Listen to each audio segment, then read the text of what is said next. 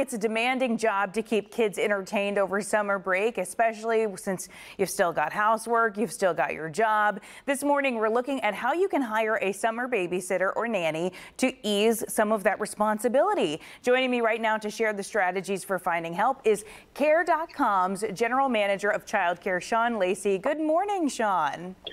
Good morning. Thank you for having me. So this is a really timely topic, right? But is it too late to start looking? I mean, kids have been out of school for a couple weeks. Aren't all the good nannies and babysitters already taken?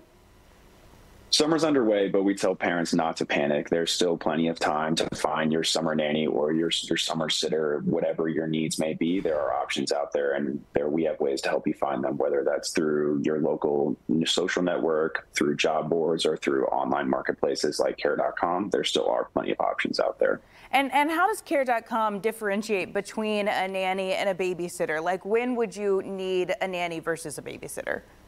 That's a great question. I'm glad you asked it. There's a lot of gray area between the two, but if you think about it, usually see sitters as needed on a part-time or as-is basis, where nanny is really full-time and really helping the parents out on a structured schedule, and is really looking at focused on the growth and development of the kids in partnership with the parents.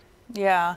So I think as a mom, my number one concern is, who am I inviting into my home? What steps does Care.com already take for me that I can trust that you're going to give me a really quality person? Absolutely. As a parent myself, safety is always number one. And so at Care, we provide care checks, care background checks on all of the sitters and nannies on our platform to give you that reassurance. And then we also recommend taking it a step further, getting references, asking about previous childcare experience, and following up and checking that those meet the needs of, what you're looking for in your nanny or your sitter for your summer care. I know it's such a different world we live in. When we were younger, it was the teenager on the street who watched us over the summer. Now we have to really do our own investigating to make sure that we're hiring somebody who's going to be good with kids. What would you suggest that parents ask in an interview process with a potential nanny or babysitter?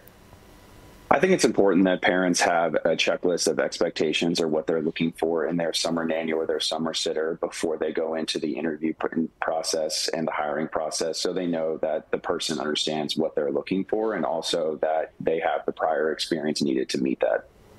What would some examples of that be? Like, sure, absolutely. I mean, if you think like, do you have a reliable vehicle to be able to be at the times I need you to be there at? Do you have CPR trained prior experience? If your kid has an allergy, making sure kind of testing them in a hands-on situation. What would you do if they were accidentally out of the play date and consumed something they were allergic to? It kind of helps to put in these real life situations during that process so you can kind of gauge their feedback and how they would handle it. But at the end of the day, we always can rely on the old parent intuition of trust your gut. You know your child and you know what's best for them. Yeah, and you can trust the kids too. Kids don't always take to somebody right away, but if they really get along with somebody, then that might be a good sign as well. But how much should we expect to pay someone? I mean, there's a wide range of what I think that the babysitters are expecting, but how much do you think that a parent should come into it offering?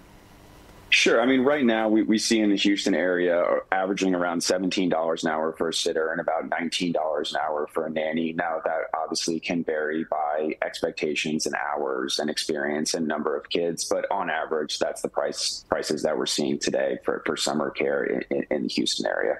And so number of kids too. Does that change at when should you increase the pay? At just 2 kids or at 3 kids? When should that happen? Yeah, normally depending on the ages of the kids, we normally see a little bit of a pay bump jumping from 1 to 2 and then 2 to 3. And then that'll also depend again on the hours that you're taking care. Are you only watching 1 kid for a full day and then you're watching, 2 to 3 kids for a half day because you're picking them up from summer care? So I think that just really ties back to us is setting the expectation with the caregiver ahead of time. How many hours will they have, one or multiples, and then making sure that the pay kind of meets those expectations.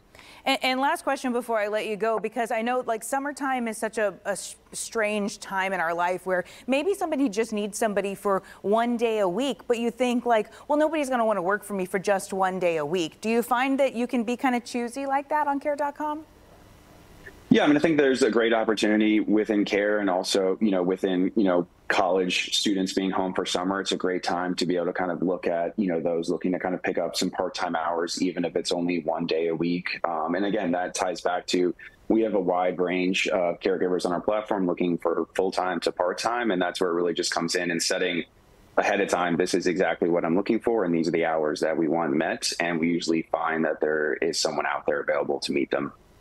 Good. Sounds like I need to just be willing to look around a little bit more. Thank you so much, Sean Lacey, for your time this morning. Thank you. Have a great day. Have a great day.